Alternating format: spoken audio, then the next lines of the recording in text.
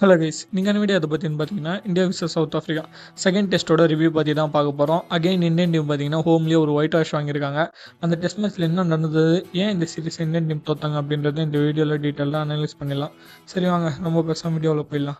This video is sponsor by SBI jobs. இதுக்கப்புறம் பார்த்தீங்கன்னா ஒரு ப்ரொமோஷன் வீடியோ வரும். அந்த வீடியோ ஃபுல்லாக பாருங்கள். உங்களுக்கு அந்த ஜாபில் ஜாயின் பண்ணோம் அப்படின்னா டிஸ்பிளேல தெரியிற நம்பருக்கு உங்களோட நேம் அண்ட் குவாலிஃபிகேஷனை வாட்ஸ்அப் பண்ணுங்கள்.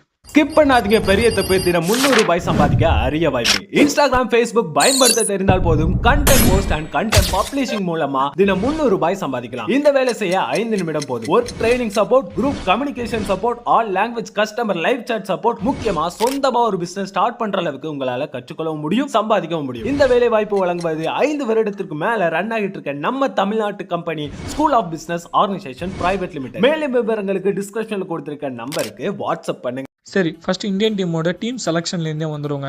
இந்த டீம் செலெக்ஷன் எதை பேஸ் பண்ணி எடுத்திருக்காங்க அப்படின்னு பார்த்தீங்கன்னா பியூராக பார்த்தீங்கன்னா ஐபிஎல்லை பேஸ் பண்ணி தான் எடுத்திருக்காங்க. யாரையும் பார்த்தீங்கன்னா ஃபர்ஸ்ட் கிளாஸ் மேட்சஸோ இல்லை இந்தியாவோட டொமஸ்டிக் மேட்சஸோ வச்சு யாரையுமே நீங்கள் செலக்ட் பண்ணலை.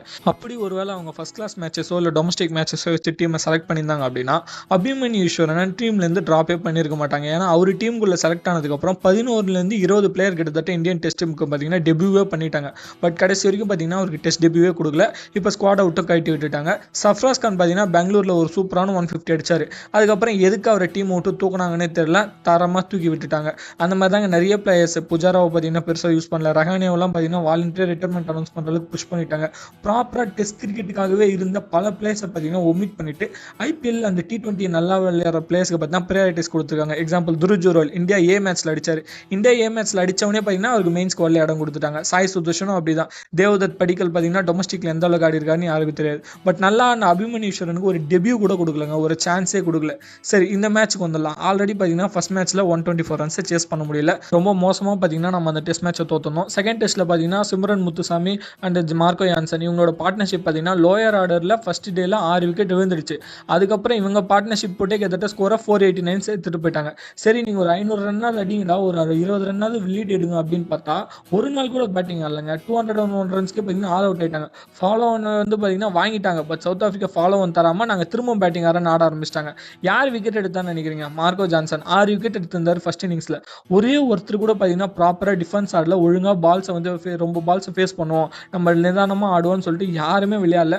ஜெய்ஸ்வால் அடிச்சா அந்த ஒரு 50 தான் பார்த்தீங்கன்னா ஃபர்ஸ்ட் இன்னிங்ஸில் ஹையஸ்ட் ஸ்கோர். அதுக்கப்புறம் வாஷி ஒரு 48 அடிச்சிருந்தார். குல்தீப் யாதவ் கூட அந்த பிக்கஸ்ட் பார்ட்னர்ஷிப் ஒரு 70-80 ரன் பார்ட்னர்ஷிப் போட்டார்.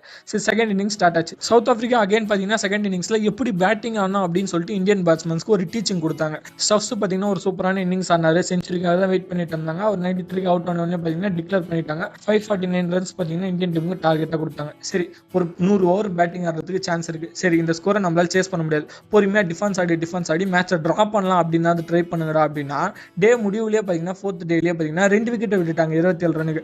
அகைன் குல்தீப் யாதவ் பார்த்தீங்கன்னா நைட் வாட்ச்மேனா நம்பர் 4க்கு ப்ரொமோட் பண்ணியிருந்தாங்க. நான் தான் ஃபர்ஸ்ட்டாக சொன்னேன், ஃபர்ஸ்ட் இன்னிங்ஸில் குல்தீப் யாதவ் தான் பார்த்தீங்கன்னா இந்தியாவுக்காக அகேன்ஸ்ட் பால்ஸ் வந்து பார்த்தீங்கன்னா ஃபேஸ் பண்ணார்.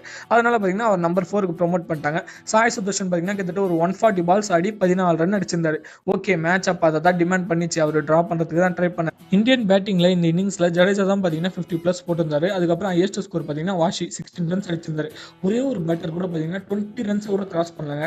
இதில் நாங்கள் 9-10 வரைக்கும் பேட்டிங் வச்சிருக்கோம் அப்படின்னு பெருமையாக வேற சொல்லிடுறாங்க. வெறும் ஆல்ரவுண்டர்ஸாக டீம் வச்சிருக்காங்க. ஆனால் ஒருத்தர் கூட பார்த்தீங்கன்னா ப்ராப்பராக பேட்டிங் எல்லாம் ஒழுங்காக டிஃபென்ஸ் ஆகல.